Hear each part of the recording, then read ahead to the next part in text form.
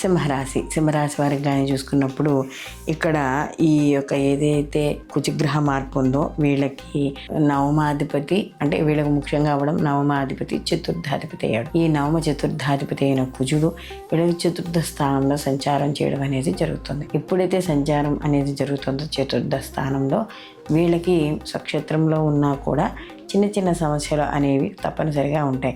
అంటే ఎక్కువగా చూసుకుంటే వీళ్ళకి అనవసరమైన ఆలోచనల ద్వారా భయాలు అనేవి ఏర్పడతాయి.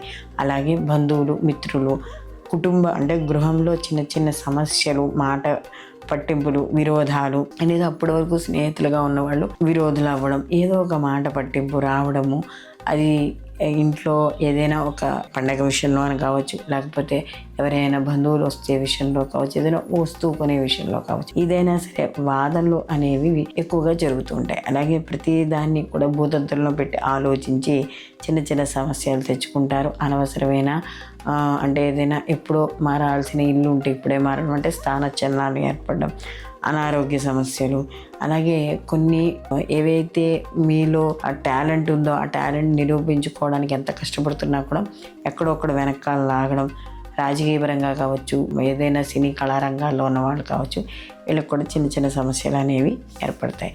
ముఖ్యంగా ఆరోగ్య విషయాలు జాగ్రత్తగా చూసుకోవాలి. వీళ్ళు మరిన్ని మంచి ఫలితాలు పొందడం వీళ్ళు తప్పనిసరిగా సుబ్రహ్మణ్య ఆరాధన అనేది ఖచ్చితంగా చేయాలి.